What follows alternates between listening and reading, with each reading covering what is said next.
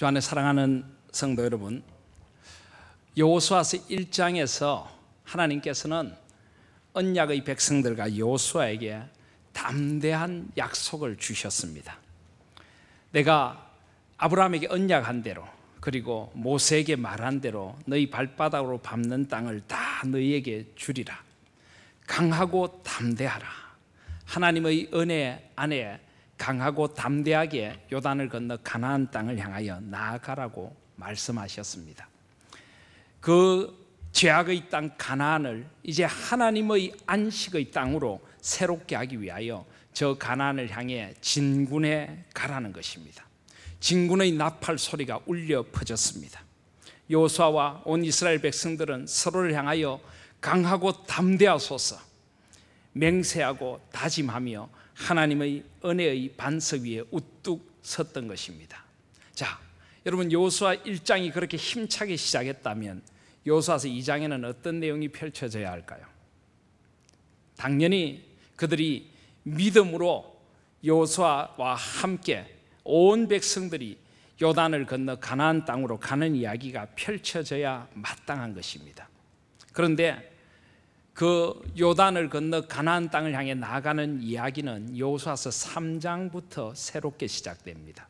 그리고 이 여호수아서 1장과 3장 사이에 여호수아서 2장, 오늘 우리가 읽은 말씀이 있습니다.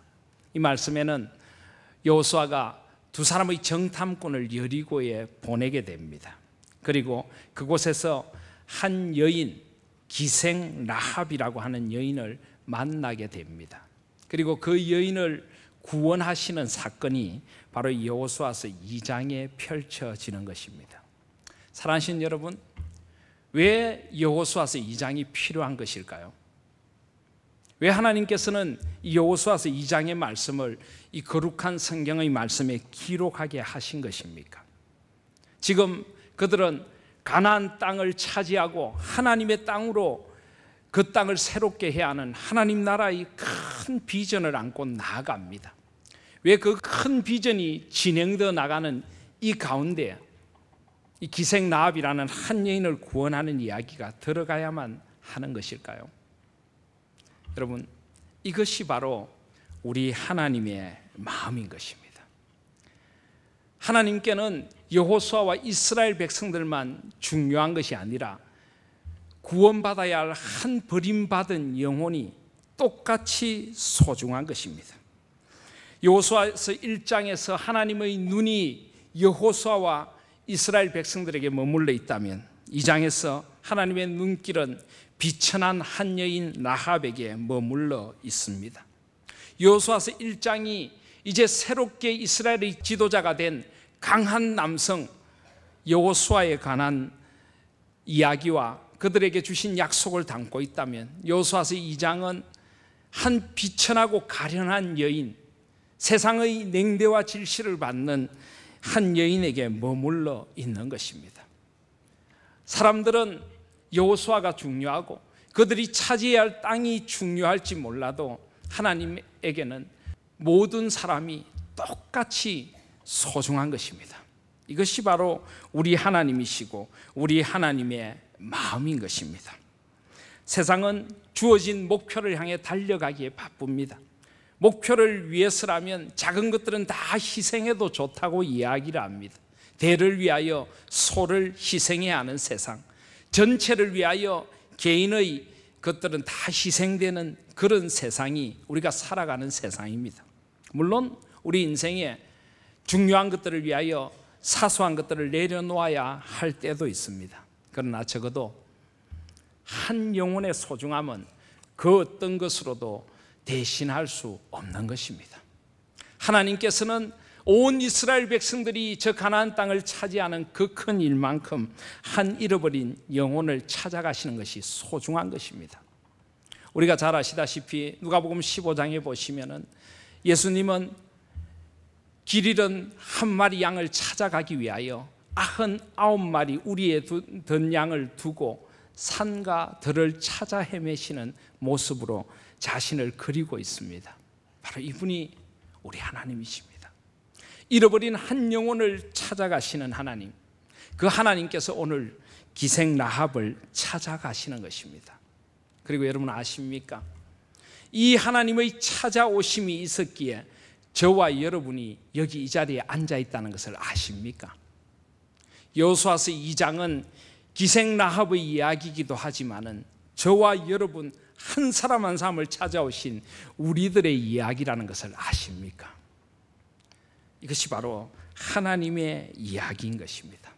오늘 2장 1절을 보시면 눈의 아들 여호수아가 시딤에서 두 사람을 정탐꾼으로 보내며 이르되 가서 그 땅과 여리고를 엿보라 하며 그들이 가서 라합이라는 기생의 집에 들어가 거기서 유숙했다라고 합니다. 여기 기생의 집에 들어가 유숙했다고 하지만은 적어도 이것이 이 정탐꾼들이 부도덕한 일을 저지르기 위하여 간 것은 아님을 오늘 성경의 단어들은 말씀하고 있습니다. 여기 유숙이라고 하는 이 원어상의 표현은 좀 다른 표현입니다. 그들은 아마 그곳에서 그들의 몸을 숨기기에 좋을 것이라고 생각하는 그런 곳을 찾았을 것입니다. 사람들이 많이 드나드는 곳, 그리고 여기 기생의 집이라고 하는 것은 여관처럼도 쓰여졌습니다. 8절에도 보시면 또 그들이 눕기 전에라고 하는데 이것은 그들이 그곳에서 그야말로 유숙하기를 원했고 그들이 조용히 몰래 그곳에 들어갈 수 있는 곳을 택했다는 것을 의미하는 것입니다. 그런데 왜 하필 기생 라합의 집입니까? 왜 하필 그들은 이곳에 들어가게 된 것입니까? 여기에 하나님의 섭리라는 오묘한 손길이 있습니다. 그 정탐꾼들은 잘 몰랐지만은 하나님께서 지금 이곳으로 그들을 인도해 들이신 것입니다. 여호수아서 1장 11절에 보시면은 여호수아가 그 백성들에게 사흘 안에 너희가 이 요단을 건너 하나님께서 약속하신 땅으로 들어가리라 라고 말씀하십니다. 왜 사흘입니까? 이 사흘은 물론 그들이 영적으로 예비하는 시간이었습니다. 하나님의 임재를 기다리는 3일이 그들에게 필요했습니다. 그러나 동시에 이 3일은 바로 라합을 구원하시기 위한 하나님의 시간인 것입니다. 그렇습니다. 하나님의 시간은 오묘합니다. 우리는 하나님의 시간표를 다 알지 못합니다. 여기 이 3일은 적어도 3일 이상을 의미하는 물리적인 시간이었을 것입니다. 여호수아서 2장 22절에 보시면 그들이 가서 산에 이르러 뒤쫓는 자들이 돌아가기까지 사흘을 거기 머물렀다. 그들은 며칠 동안을 기다려야 했습니다. 어떤 사람들은 그렇게 생각했을지 모릅니다. 하나님, 왜 우리가 기다려야 합니까? 빨리 저 가나안 땅을 향해 나아가야 되는데 왜 지체하고 여기 있어야 합니까? 그러나 그 시간은 하나님의 구원의 시간표에 꼭 필요한 시간이었던 것입니다. 그렇습니다. 우리는 하나님의 시간표를 깨달을 수 있어야 합니다. 우리는 늘 우리의 시간, 우리의 계획을 생각하며 인생을 살아가는 경우들이 많습니다. 왜 하나님 제 뜻대로 안 됩니까? 제가 계획한 시간대로 안 되는 것입니까? 그러나 하나님께는 하나님의 시간표가 있는 것입니다. 그리고 그 하나님의 시간표가 결국은 가장 아름답고 가장 적절한 하나님의 때이고 곧 우리의 때가 되는 것입니다. 우리는 기도를 할 때도 하나님의 뜻에 대해서는 상당히 민감합니다. 이것이 하나님의 뜻입니까? 아닙니까? 그러나 우리는 하나님의 때도 물어야 합니다. 하나님께서 정하신 가장 적절한 하나님의 타이밍이 있는 것입니다. 그냥 흘러가는 크로노스라고 하는 시간이 아니라 하나님께서 찾아오시는 카이로스라고 하는 하나님의 때가 있는 것입니다. 그 하나님의 때를 하나님께서는 기다리게 하시고 그 하나님의 때가 우리에게 가장 좋은 때가 되는 것입니다. 그래서 우리는 하나님의 뜻만이 아니라 이것이 하나님의 때인가, 또 이것이 하나님의 방법으로 되어지는 일인가, 하나님의 뜻과 하나님의 때와 하나님의 방법을 함께 구할 수 있어야 하는 것입니다. 하나님께서는 이 3일이라는 시간을 통해서 지금 라합을 구원하고 계시고 이 시간이 있기에 하나님께서 우리를 구원하신 것입니다. 우리의 실패가 때로는 하나님의 타이밍에 가장 적절한 때에 쓰임 받기 위한 실패일 수도 있고 우리의 돌아감이 때로는 하나님 앞에 예비한 가장 적절한 때를 위한 돌아감일 수도 있다는 것을 잊지 마시기를 바랍니다. 그래서 우리는 하나님의 때를 바라봐야 하는 것입니다.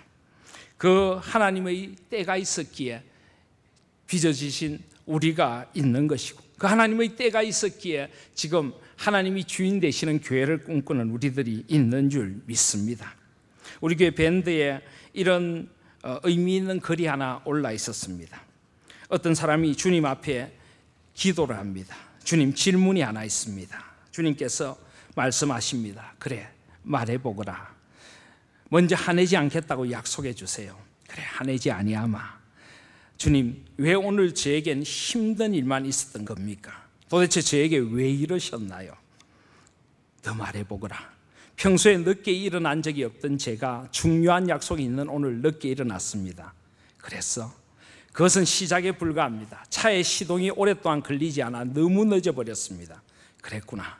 바쁜 와중에 점심 식사로 샌드위치를 주문했는데 점원의 실수로 또 오랫동안 기다려야 했습니다. 그래, 집으로 가는 길에 전화가 걸려와 받았더니 갑자기 핸드폰 안테나가 안 잡혀 전화가 먹통이 되지 뭡니까?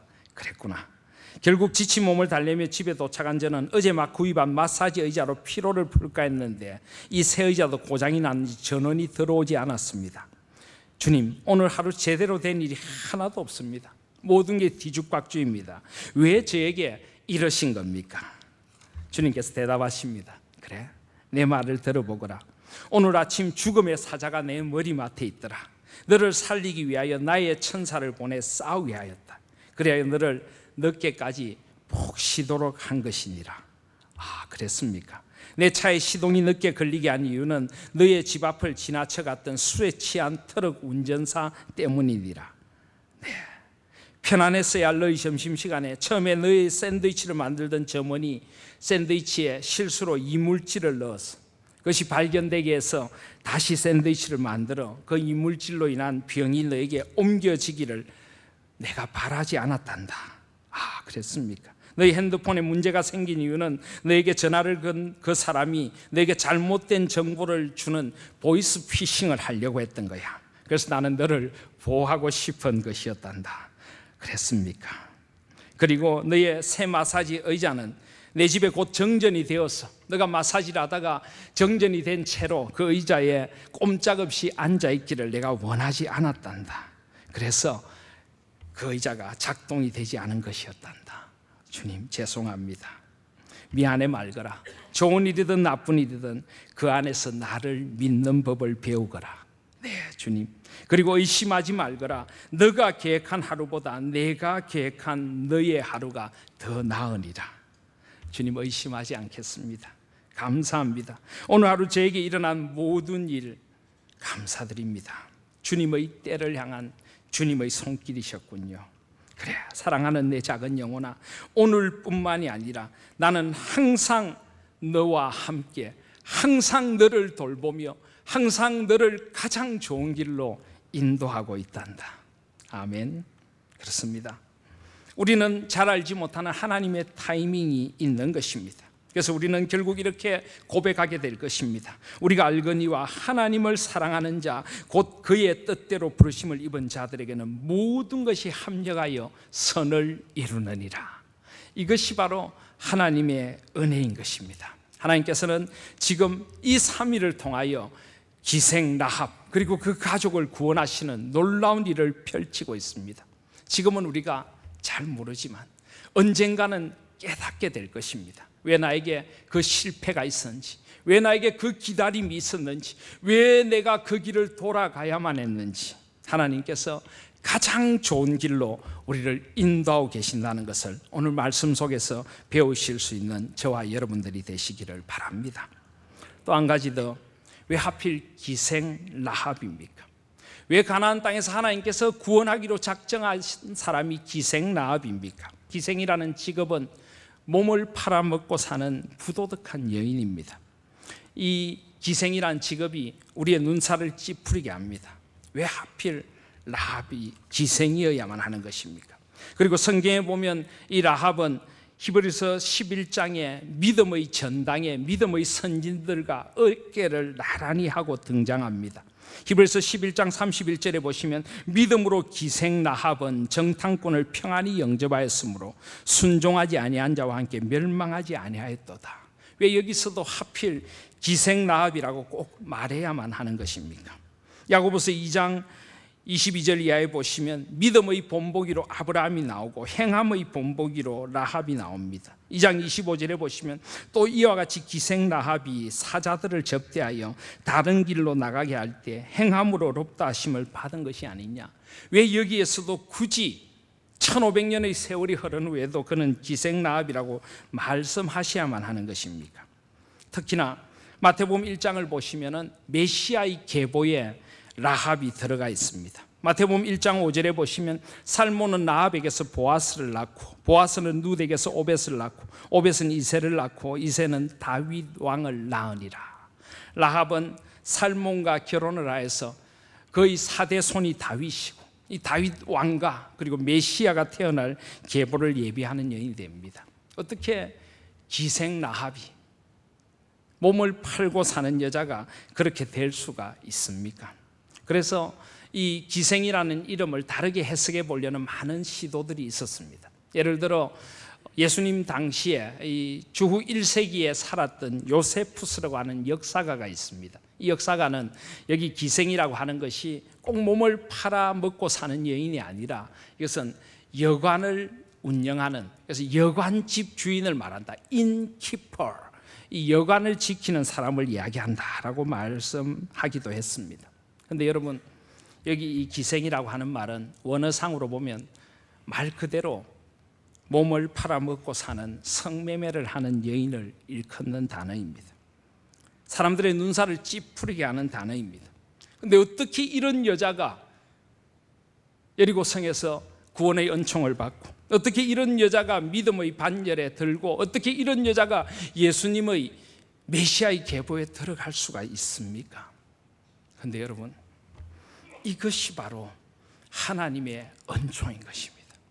이런 여인조차도 하나님의 은총의 날개 아래서 구원의 은혜를 누린다는 것, 이것이 바로 하나님의 구원이 의미하는 바이고, 이것이 바로 우리에게 거저 주신 영생이라는 선물이라고 말씀하고 계시는 것입니다.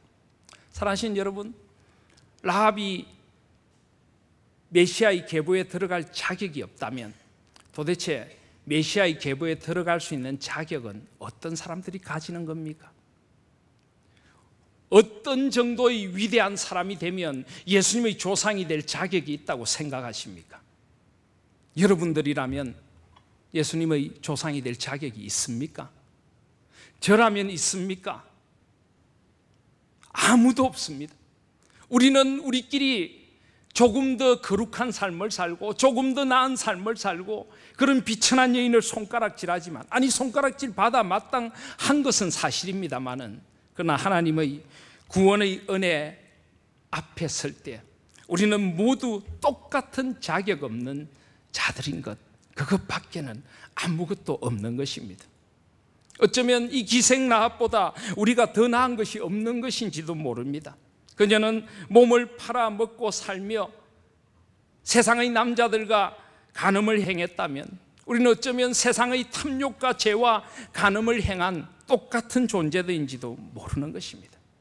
중요한 것은 그 여인이 어떤 삶을 살았느냐가 아니라 그 여인에게 임한 하나님의 너무나 놀라운 은혜인 것입니다. 기생 라합조차도 구원하셔서 메시아의 반열에 세워주신 하나님의 은혜, 하나님께서는 지금 이 은혜를 말씀하고 있는 것입니다. 여러분, 저는 라합의 입장을 한번 생각해 봅니다. 라합은 그 은혜를 어떻게 받았을까요? 라합은 아마 평생을 받을 자격 없는 은혜를 받은 자기에게 찾아오신 하나님 앞에 감사와 감격의 눈물로 한 생을 살았을 것입니다. 그 여인은 이방 여인입니다. 그 여인은 비천한 직업을 가졌던 여인입니다. 그 여인은 진멸되어야 될 가나안 땅에 살고 있던 그런 가련한 여인이었습니다. 그런데 그를 하나님께서 찾아와 주신 것입니다. 그에게 이 구원의 은혜를 베풀어 주신 것입니다. 라합은 한 생을 갚을 길 없는 은혜에 감격하여 그 은혜를 찬양하며 이제 새로운 한 생을 살아갔을 것입니다. 사랑하신 여러분, 저와 여러분에게 이 구원의 은총에 대한 감격이 있습니까? 이 주님의 은혜를 생각할 때 웬 은혜입니까? 웬 말입니까? 나 같은 죄인에게 주께서 찾아오셨습니까? 이 구원의 눈물과 감격이 여러분의 인생에 마르지 않는 샘물이 되고 있습니까? 혹시 그 구원의 감격이 자꾸 무뎌져 간다면 우리는 우리가 누구였는가를 잊어버린 것은 아닐까요? 우리가 라합 같은 존재였고 오히려 그보다 더 못한 존재였을 수도 있다는 그런 나에게 찾아와 주신 이 구원의 은혜에 대한 감격, 이 감격을 여러분은 지금도 잃지 않고 살아가고 계십니까? 사랑하신 여러분, 왜 신약이 계속하여 그를 기생라합이라고 부르는지 그 이유를 아시겠습니까? 기생라합에게 찾아오신 그 은총의 하나님이 나에게도 찾아오셨다는 것입니다. 내가 바로 기생라합과 같은 존재였는데 나에게 찾아오셔서 나도 메시아의 계보에 서게 해주시고 나도 믿음의 반열에 서게 해주셨다는 것입니다. 그 은혜를 잊지 말고 그 은혜를 찬양하며 살아가라고 오늘 하나님께서는 여호수아서 2장을 통해 우리에게 말씀하시는 것입니다. 사랑하신 여러분, 이 은혜에 겨워서 살아가실 수 있는 저와 여러분들이 되시기를 바랍니다. 내가 받은 구원의 이 은총을 한평생 사는 동안 노래하며 감사하며 받을 자격 없는 나에게 찾아오신 주님의 은혜 때문에 주님 안에서 소망을 가지고 그 은총의 날개 아래 살아가실 수 있는 저와 여러분들 다 되시기를 주님의 이름으로 소원합니다. 라합에게 찾아오신 하나님의 은혜는 하나님의 주권적인 은혜였습니다. 왜 라합을 택하신 것인지, 왜 그에게 찾아오신 것인지 우리는 잘 알지 못합니다. 하나님은 오직 하나님의 주권과 섭리 가운데 라합을 찾아오셨습니다. 그러므로 우리에게 임한 구원의 은총은 하나님의 선물이고 하나님의 주권적인 은혜입니다. 그런데 여러분, 그 구원의 선물을 받은 사람들은 이제 은혜의 길을 나서야 합니다. 바로 이것이 우리가 가져야 할 믿음의 삶인 것입니다. 로마서 1장 17절은 그래서 그렇게 말씀합니다. 우리 믿음의 사람들은 믿음에서 믿음으로 이른다라고 말합니다. 믿음에서 믿음으로. 처음에 믿음은 하나님께서 오직 선물로 주신 것입니다. 내가 아무것도 한 것이 없습니다. 오직 나에게 찾아와 주신 하나님의 은혜일 뿐입니다. 그러나 그 믿음이 나를 일으켰어. 이제 믿음에 이르게 하는 삶을 살아가게 되는 것입니다. 오늘 라합의 삶은 믿음의 삶이 무엇인가를 우리에게 잘 보여줍니다. 라합은 9절 이하에 보시면 그 정탐꾼들에게 그의 신앙을 고백합니다. 9절에 보시면 말하되 여호와께서 이 땅을 너희에게 주신 줄을 내가 아노라. 우리가 너희를 심히 두려워하고 이 땅 주민들이 다 너희 앞에서 간담이 녹느니라. 여기 보면 라합은 확신 가운데 이야기합니다. 여호와께서 이 땅을 너희에게 주신 줄을 내가 아노라. 라합은 하나님께서 역사의 주관자이시고 하나님께서 그 언약을 이루시기 위하여 이 땅을 주시리라는 확신을 갖고 지금 증거하고 있는 것입니다. 어쩌면 이 정탐꾼들도 두려워했을 것입니다. 과연 이 여리고 성을 무너뜨릴 수 있을까? 과연 우리가 이 가나안 땅을 차지할 수 있을까? 그러나 하나님은 한 이방 여인의 고백을 통하여 그들에게 확신을 주시고 계시는 것입니다. 10절에 보시면 이는 너희가 애굽에서 나올 때 여호와께서 너희 앞에서 홍해 물을 마르게 하시니라. 너희가 요단 저편에 있는 아모리 사람의 두 왕 시온과 옥에게 행한 일 곧 그들을 전멸시킨 일을 우리가 들었습니다. 하나님께서 역사의 주관자이시고 하나님께서 그들을 광야 속에서 지켜주신 하나님이라는 것을 라합은 고백하고 있는 것입니다. 이스라엘 백성들의 기억 속에서도 어쩌면 희미해져 가던 하나님의 지키심과 돌보심을 그의 입을 통해 고백하면서 이방 여인을 통하여서 그 고백을 듣게 하시는 것입니다. 11절에 보시면 우리가 듣자 곧 마음이 녹았고 너희로 말미암아 사람이 정신을 잃었나니 너희의 하나님 여호와는 위로는 하늘에서도 아래로는 땅에서도 하나님이시니라. 옛날 개역 한글 성경에 하면 너희 하나님 여호와는 상천하지의 하나님이시니라. 라합은 지금 하나님께서 천지의 창조주시라고 고백합니다. 하늘도 하나님께 속한 것이고 땅도 하나님께 속한 것이다. 온 세상의 왕이시며 주권자이심을 고백하는 것입니다. 결국은 하나님의 뜻대로 역사가 흘러갈 것이고 그 하나님의 뜻 앞에 나도 쓰임받는 사람이 되기를 소원한다는 것입니다. 하나님에 대한 이 고백, 이 아름다운 고백, 이 라합의 고백은 성경에 나타난 여인의 고백 가운데 가장 아름답고 긴 고백입니다. 이방 여인을 통하여 하나님을 이렇게 아름답게 고백하게 하시는 이 하나님의 은총이 라합에게 임한 것입니다. 12절 13절에 보시면 하나님만이 우리의 구원이시라고 고백합니다. 그러므로 이제 청하노니 내가 너희를 선대하였은즉 너희도 내 아버지의 집을 선대하도록 여호와로 내게 맹세하고 내게 증표를 내라. 여기 선대라고 번역된 말이 원래 원어로 하면 헤세드라고 합니다. 이것은 하나님의 변함없는 사랑, 찾아오시고 또 찾아오시는 인애의 사랑을 일컫습니다. 지금 라합은 그냥 사람들에게 선대해달라는 것이 아닙니다. 하나님의 은총의 날개 아래 나를 보호해 주십시오.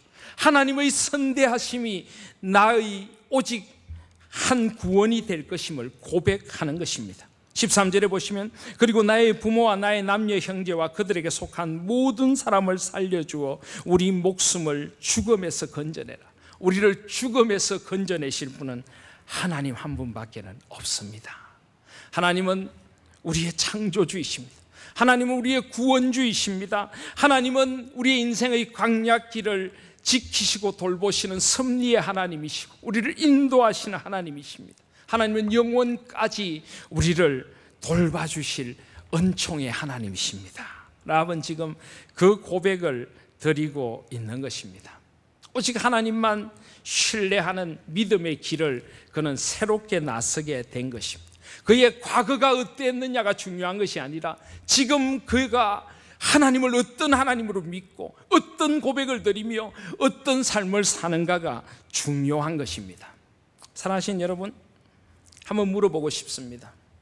저와 여러분에게 하나님께 대한 이런 고백이 있습니까? 우리는 모태신앙일 수도 있고 오랫동안 신앙생활을 한 사람들일 수도 있습니다.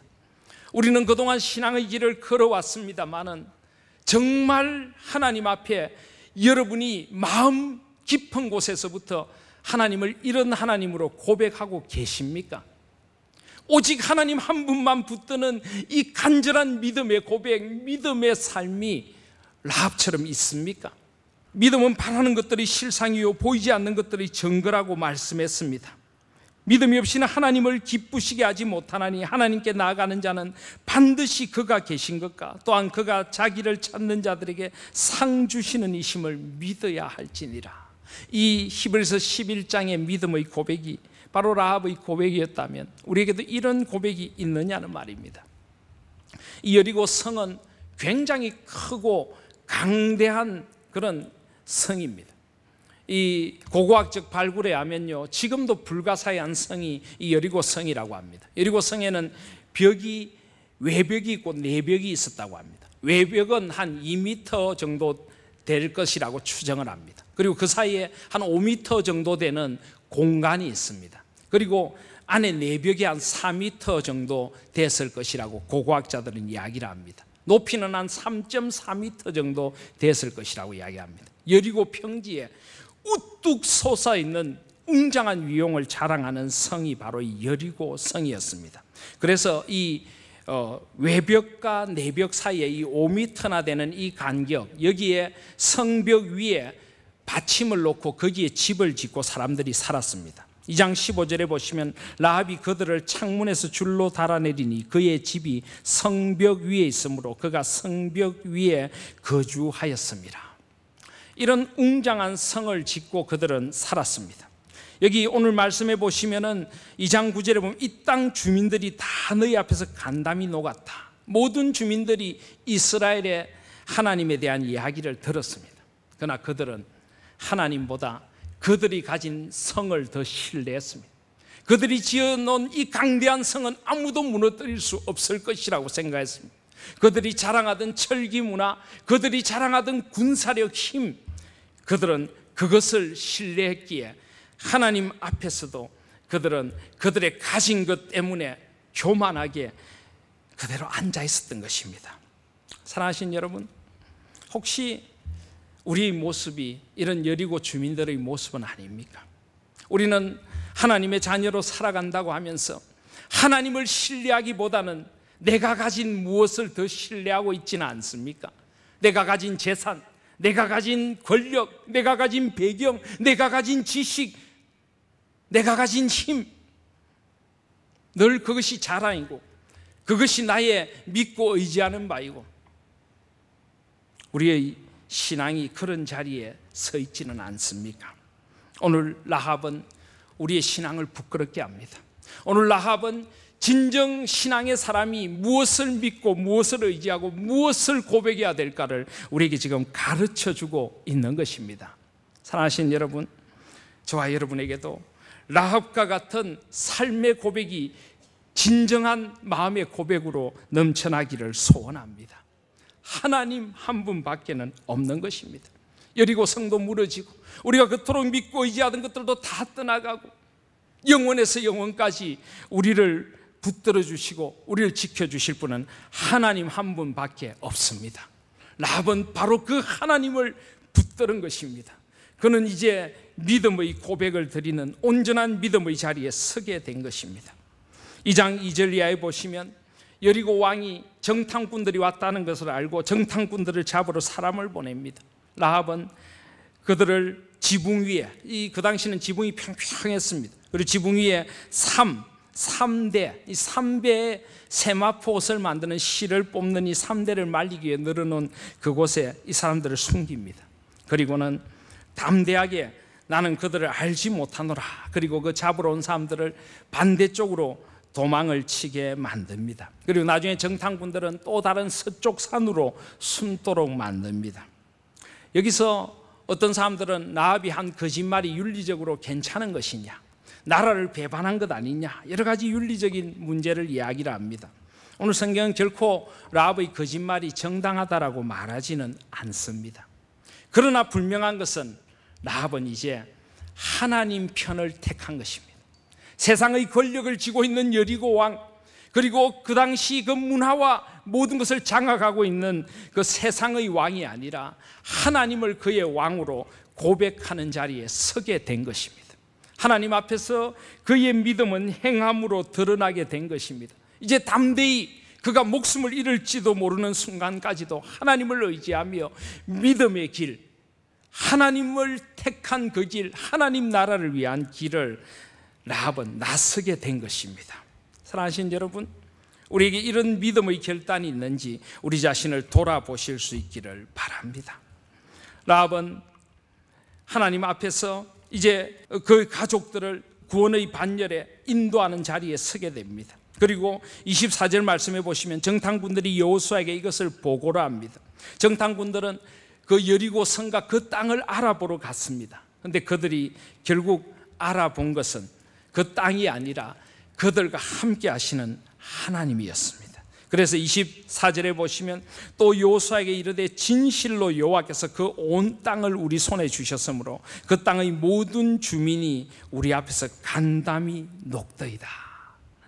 하나님께서는 이 라합이라고 하는 이방 여인을 통하여서 온 이스라엘을 하나님에 대한 믿음에 든든히 붙들어 매는 믿음의 자리로 인도하는 데 쓰임받는 여인이 되도록 해주신 것입니다.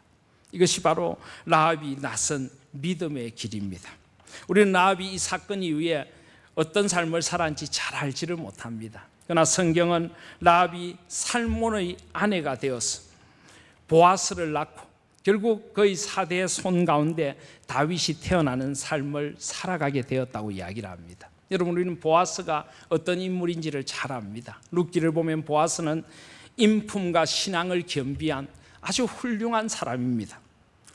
라합은 그런 아들을 길러내는 믿음의 어머니가 되었던 것입니다. 라합은 틀림없이 온전히 다른 삶을 살기 시작했을 것입니다. 마치 마태복음 20장에 나오는 포도원 품꾼 비유에 5시에 부름받은 일꾼처럼 가장 늦은 시간 포도원이 문 닫기 전에 부름받은 일꾼, 아무것도 주장할 것이 없고 오직 은혜이고 오직 감사해서 주님의 말씀을 따라 주님의 은혜를 사모하며 내가 나 같은 것을 불러주신 주님 앞에서 나의 남은 한생 주님의 나라를 위하여 쓰임받겠습니다. 라합은 틀림없이 그런 믿음의 행함의 길을 걸어갔을 것입니다. 그래서 하나님께서는 그런 라합을 통하여서 보아스 같은 경건한 믿음의 아들을 일으키고 그런 라합을 통하여서 메시아가 오실 길을 열어 가신 것입니다. 사랑하신 여러분, 그렇다면 저와 여러분의 믿음의 삶이 어떠해야 하겠습니까? 하나님께서 라합 같은 나를 구원의 은총으로 인도해 주셨는데 나는 어떤 신앙 고백을 안고 어떤 믿음의 삶을 어떻게 하나님의 나라를 위하여 살아가야 하겠습니까? 오늘 이 여호수아서 2장에서 하나님께서 말씀하시는 믿음이 무엇이며 믿음의 삶이 무엇인가를 우리 삶에 주시는 말씀으로 받을 수 있는 저와 여러분들이 되시기를 주님의 이름으로 소원합니다. 이제 말씀을 맺습니다. 믿음의 길에 함께 나선 믿음의 길벗 되신 성도 여러분, 그리고 믿음의 공동체 된 우리 하나님 교회, 우리는 무엇보다 하나님의 은총의 날개 아래 머물게 된 은혜를 감사하며 한 생을 살아가십시다. 여호수아서 3장에 요단강을 건너 가나안에 들어가기 전에 한 잃어버린 여인을 찾아오신 은총의 하나님이 우리에게도 찾아오신 것입니다. 이 은혜를 감사하며 이 은혜에 겨워 한 생을 살아가실 수 있는 저와 여러분들이 되시기를 바랍니다. 사람을 어떤 이유로든 외모로 차별하지 마십시다. 우리 모두는 다 구원의 은혜를 하나님의 선물로 받아 누리는 존재입니다. 나에게 임하신 그 은혜를 감사합시다. 내가 어떤 존재인지도 잊지 마십시다. 나 같은 것에게 찾아오신 하나님의 은혜, 그 은혜에 겨워 한 생을 살아가실 수 있는 저와 여러분들이 되시기를 바랍니다. 하나님의 시간표를 믿고 의지하십시다. 나의 계획대로 되지 않는다고 조급해하지 마시고 하나님 앞에서 기다리고 하나님의 때를 구할 수 있는 지혜를 가지실 수 있기를 소원합니다. 라합처럼 믿음의 고백을 삶으로 드리며 살아가십시다. 우리가 만나는 모든 이들에게 우리 삶의 자리에서 이 고백을 할 수 있는 저와 여러분들이 되시기를 바랍니다. 하나님만이 세상의 창조주이요 나의 창조주시오 역사의 주관주시오 우리의 구원주이시며 영원토록 우리와 함께 하실 하나님이십니다. 저는 그 하나님 안에서 살아갑니다. 주님의 나라를 위하여 담대히 이제는 믿음의 길을 나섭시다.